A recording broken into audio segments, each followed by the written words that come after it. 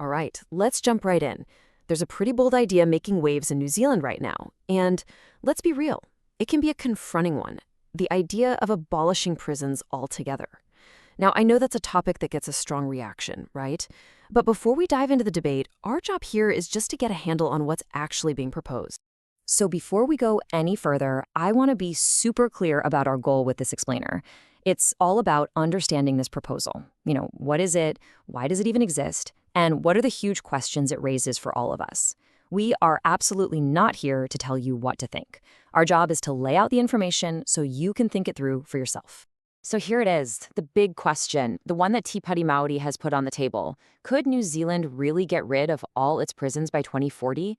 I mean, on the surface, that sounds pretty radical, right? So what does that actually mean in practice? Okay, and this is a really, really important point to get right away.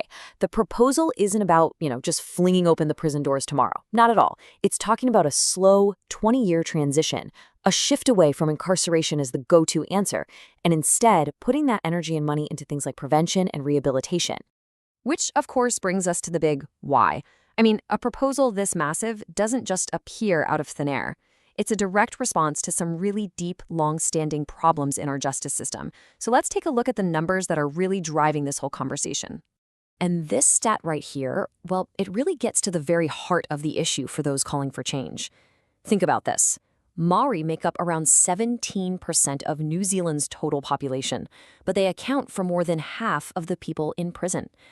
Supporters of this proposal argue that this isn't a reflection on Maori people, but rather it's a giant flashing sign that the system itself is failing them and has been for generations. And all of this feeds into what supporters would call a completely broken cycle. You've got high incarceration rates, people getting out and then reoffending, and the massive financial cost of it all. There's this growing sense that even with all the money we're pouring in, our communities aren't actually getting safer in the long term. For proponents, the key takeaway is this. The current way of doing things, the status quo, just isn't working. Okay, so this is probably the biggest question on everyone's mind, right? If you're talking about getting rid of prisons, then what replaces them? Let's dig into what the proposed alternatives actually look like. So the idea isn't just one single thing. It's more like a whole system of different layers. It starts way at the beginning, trying to prevent crime from happening in the first place with early intervention. Then, for people who do offend, the focus completely shifts. We're talking about wraparound support for things like mental health and addiction, community-led restorative justice processes, and a huge focus on rehabilitation and education, all with the goal of finally breaking that cycle.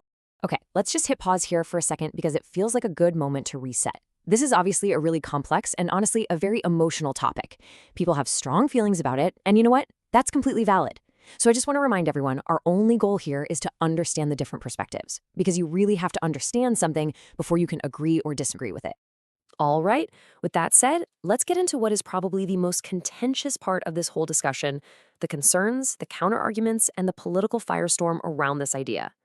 And these are the questions that for a lot of New Zealanders come up immediately. And they're not just side issues, they are absolutely central to this debate. Things like, how would we deal with serious violent crime? How do we guarantee community safety? What about justice and protection for victims?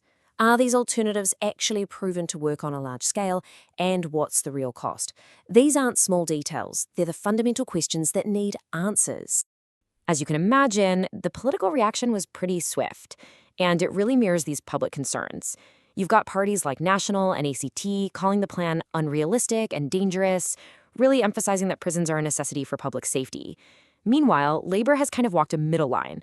They've acknowledged the systemic problems, but they've stopped short of supporting abolition, saying that public safety has to remain the #1 priority. And this quote here really sums up the core argument from critics.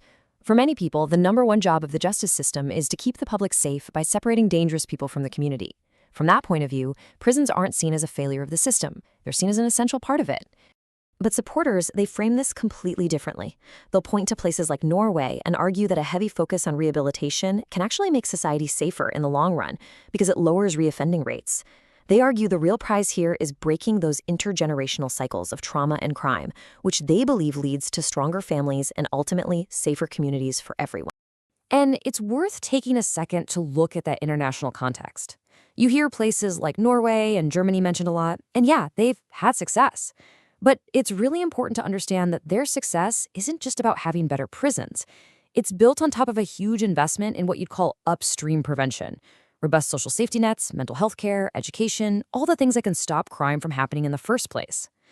Okay, so let's bring this all back home. We've talked about policy and politics, but what does this debate actually mean for you, for your family, and for your community? Because at the end of the day, this debate is about some really fundamental things. It's about what community safety actually looks like. It's about how we spend our public money. Is building and running prisons the best use of those billions of dollars? It's about how we handle youth crime. It forces all of us to ask a really tough question. What does effective justice even mean for the future of Aotearoa? So as we start to wrap this up, I just want to bring it back to where we began. This is, without a doubt, one of the most complex issues facing the country. Our purpose today wasn't to give you the answers. It was just to help you think more clearly about it all, to lay out the proposal, the why behind it, and the very real questions it raises. So where does that leave us? Well, no matter what you think about this 2040 proposal, whether you support it or you think it's a terrible idea, it forces every single one of us to confront a pretty tough question.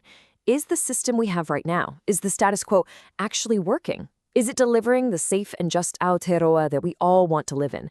And really, that's the question at the very heart of this entire debate.